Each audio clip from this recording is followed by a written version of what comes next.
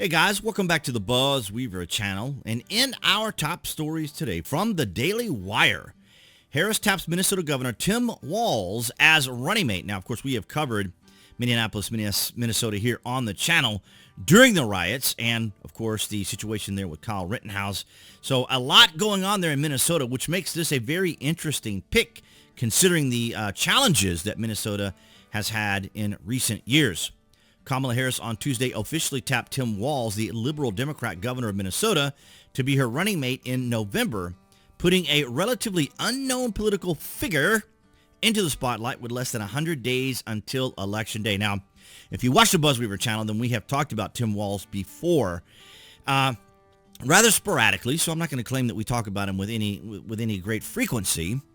But we have talked about him quite a bit here on the channel. CNN first reported that Harris had settled on Walz, citing 4 people close to the process, with the Associated Press following shortly behind. Harris is expected to unveil Walz at a rally in Philadelphia, Pennsylvania later this afternoon. That is actually taking place right now as I record.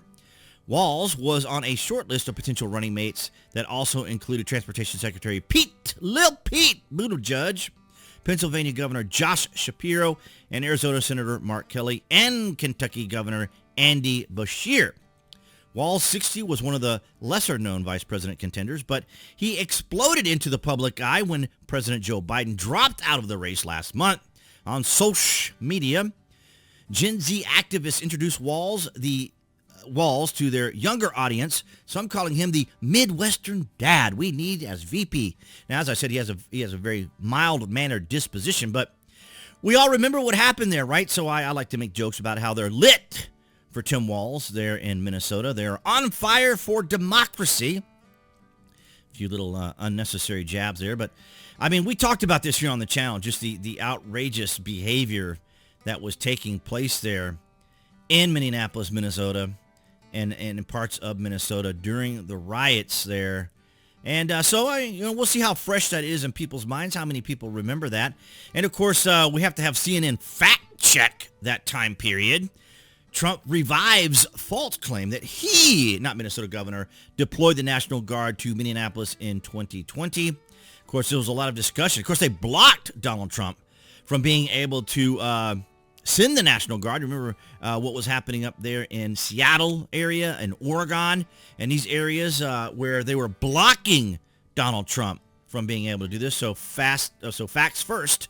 Trump claims he sent the National Guard to Minneapolis in 2020 and that Walz refused to do so are both wrong. Walz, not Trump, sent the National Guard to Minneapolis, and Walz first deployed the Guard more than 7 hours before publicly threatening to deploy the Guard himself. So I find it fascinating how these things get turned around, twisted, and so forth and so on. And as we mentioned earlier, this was the incident that happened with 𝐀𝐻𝐿𝐴, which we did cover here on the channel. Remember here, as we see here, crowds protest 𝐀𝐻𝐿𝐴's verdict in downtown Minneapolis. A crowd gathered Saturday in downtown Minneapolis in response to the verdict in the 𝐀𝐻𝐿𝐴 trial. A jury acquitted Rittenhouse Friday on all charges after the teen shot and killed 2 people involved in the protest over a police-involved shooting. So 𝐀𝐻𝐿𝐴 Cruz, a lead organizer with Black Lives Matter Minnesota, suspected Rittenhouse might be acquitted once the misdemeanor gun possession charge was thrown out. So, of course, that was a big deal. That was back, when was that? Back in 2021. And, of course, we know that Kamala Harris donated to the Minnesota Freedom Fund, which released a lot of these individuals that were out there rioting and creating destruction and being a general menace to the area as well as to society there in that area. So these are all things that just can be so easily pointed to, even here on the BuzWeaver channel, as we have covered this before. We have covered the Minnesota Freedom Fund here as well when we were covering Kyle Rittenhouse, when we were covering the riots that were going on there. So it is kind of fascinating what's all going on. As Governor Walz signed a bill allowing illegal immigrants to get driver's licenses and gave more than 55,000 formerly incarcerated people the ability to vote again. He also signed legislation legalizing recreational marijuana, tightening gun laws, making abortion a fundamental right, and preserving legal transgender medical interventions for children. Now, here's what's interesting, because you always hear the left say, name one thing that Donald Trump has done. Well, actually, he helped pass the 2018 Farm Bill, which allowed hemp to be used as we were covering here on the channel, but it's still not legal in a lot of states. Even the hemp from the 2018 measure, it is legal. It's supposed to be legal in all states, but some products and things are not. So that's why I didn't continue covering those products. And I thought about going back and covering them here on the channel, but as we press on, Walz was governor when the violent George Floyd riots swept Minneapolis. The riots resulted in at least 2 deaths, more than 600 arrested, and more than $500 million in property damage to hundreds of businesses.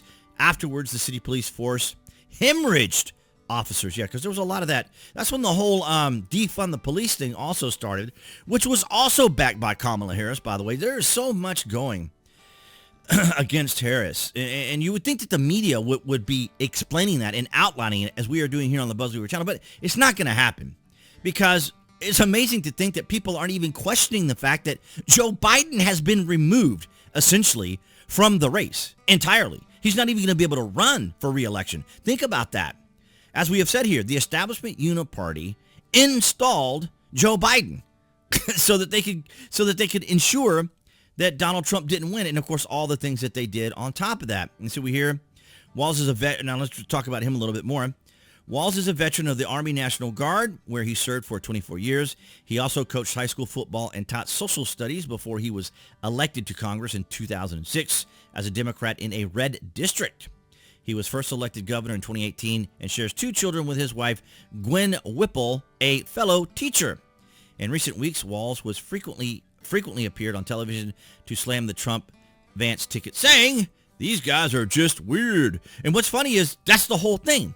You know, they keep saying that Donald Trump is the cult of Donald Trump, the cult of Donald Trump. Yet here they are. They repeat this whole phrase over and over and over again. There's like a video I was going to put out or talk about, and it's like 2 minutes of the media, across the various Democrat senators and House reps and all this, saying the same thing, parroting this phrase. These guys are just weird, and it is just weird that they do this and then try to blame Trump supporters as being part of a cult. But I'd like to get your thoughts and comments down in the public section below. Are you from Minnesota? Is anyone here from Minneapolis, from the great state of Minneapolis? And your thoughts and opinions on Tim Walz, of course, are always welcome. But I think that we know she wasn't going to go with Shapiro because he's Jewish. So I mean, I don't even need to elaborate on that, considering what's going on in the Middle East. So that was absolutely not going to happen. But I am surprised that she didn't lean towards Kelly, the astronaut, because he would have less baggage on him. But they make their choices for particular reasons. But in a weird way, speaking of weird, it's almost like the establishment is setting up Kamala Harris to fail.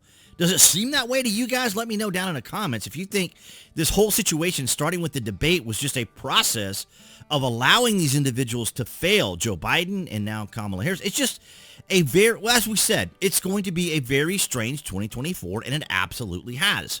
I want to thank all you guys across New Tech, that's BitChute, Rumble, and Odyssey, for your guys' continued support. And, of course, everyone here on YouTube, of course. Appearing there on the screen, that'll be the channel icon. You guys can click on that to subscribe, as well as to select notifications. That way you know when there's content here on the channel. And I'll see all you guys in the next video.